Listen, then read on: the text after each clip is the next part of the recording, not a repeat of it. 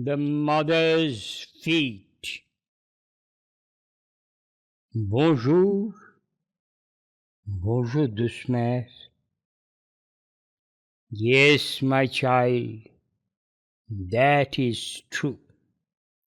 But you do not know that it is through my feet that I transmit the power of transformation into matter, into the inconscience of the inert mass of this anguished earth.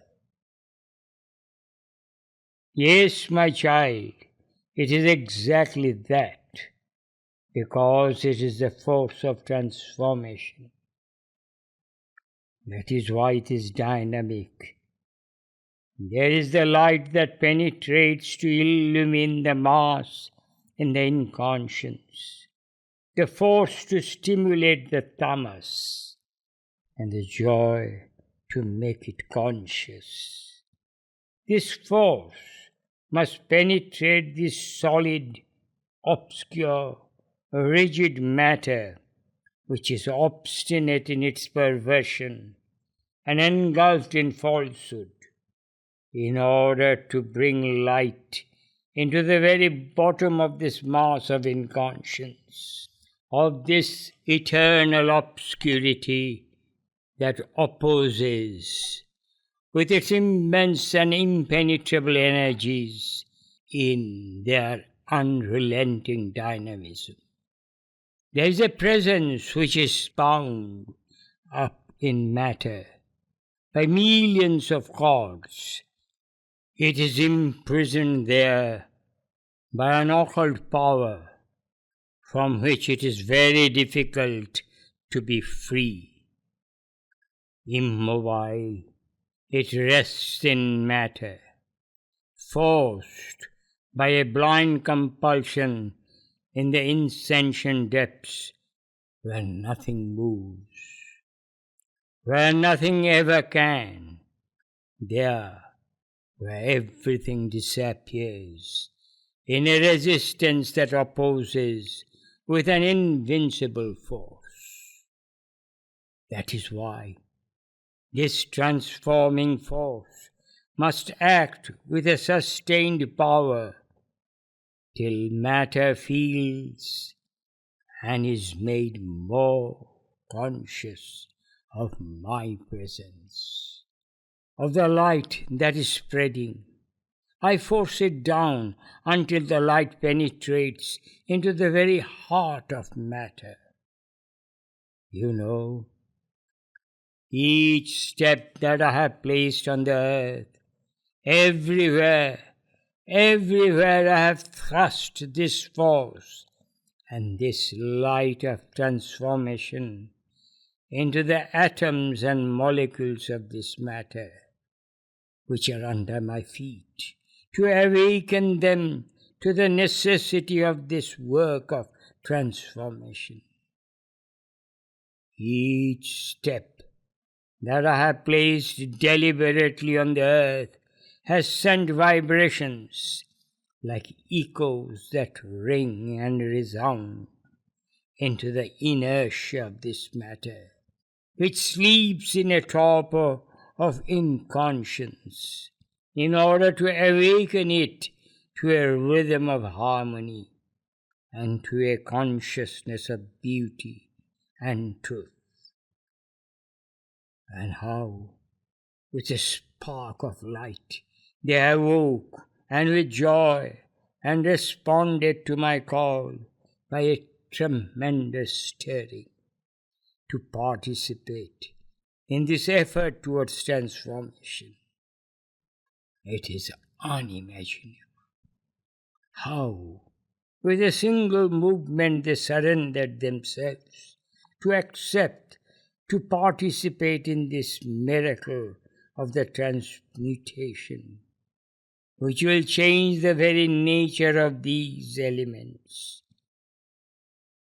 In these terrible hours, one hears a faint voice, one perceives a quiver in the earth, one feels a vibration of the divinity that awakes, and a profound aspiration for the light surging up from the depths of the atoms.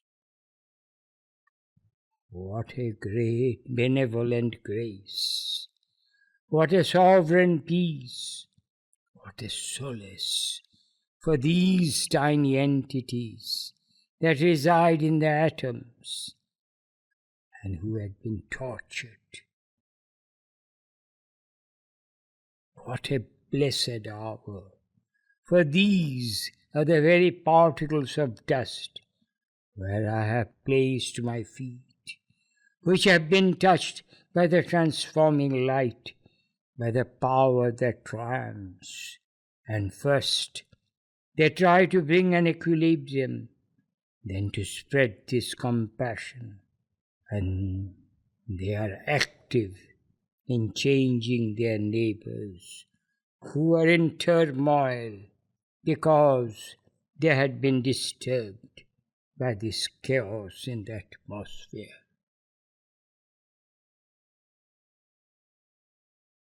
You know, wherever I have walked, wheresoever I have placed my feet, wherever on the earth our feet have touched the ground, that place has become sanctified, pure, and receptive to our touch, to the transforming force that we have transmitted, that which has emanated from us in order to act in the very depths of the inconscience.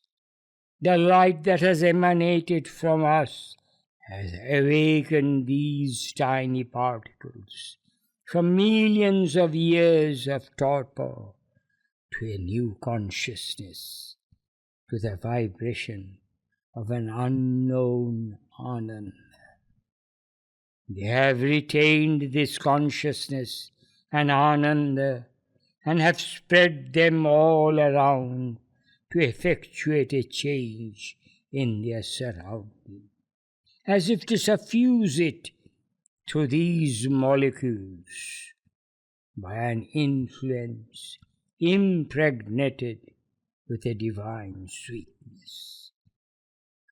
I have touched the soul of the earth, of this matter which greets me with a gratitude that pours itself in an incomparable surrender, and invites me further to liberate it from all bondage. I have kindled in the very depths a flame to burn all impurities and to make it pure. And what a work it is that is taking place. In this effort, the earth invokes the Supreme to extend his reign everywhere in the world, and remembers with gratitude in an adoration and an ecstasy of felicity, of the memory of these footprints that I have left behind on the earth which transformed the atoms, the earth, the rocks, the dust, the water and the air, all that constitutes this universe, implores for a new rebirth, to blossom in the joy of participating in a new consciousness. Sri Aurobindo has the key to open this region of the inconscience. He turns the key to open the door and illumines my way, and very gently I enter to infuse the force, the light and the divine Ananda into the body of this inert and obscure matter. When it is touched by this transforming light, The atoms that constitute this matter awake to a new consciousness. Like this, the work continues and spreads or multiplies. You understand? Sri Aurobindo is the soul of matter, the aspiration of the whole humanity. He is the light in matter, or the spirit incarnated in matter.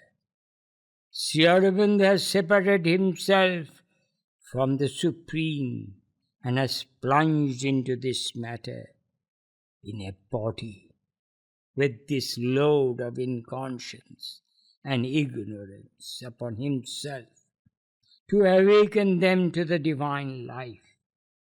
For this, he has invoked the Supreme, the grace, to descend here below on this earth, to help in his work.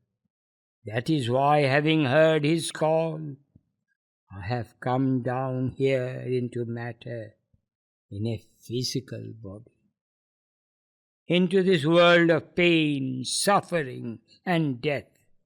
And it is in this union of both of us that the world will witness gradually this miracle of a divine life. Each step that I have placed awakens matter and resounds there like an echo. Each step is precious that awakens the consciousness in matter. I am enclosed in each atom, and my contact with earth at each step bursts open the crust and awakens it to the light. Be courageous and resume with resolution, and nothing can delay you. I am there to help you. Move forward, my child. Do not lose this opportunity. It comes once in a lifetime, and life is not long. But the effort can shorten the route, and with me beside you as guide, the path will be shortened considerably, and it will become accessible. Forward towards those regions, there where you will find me, in a body without age, in a glorious form.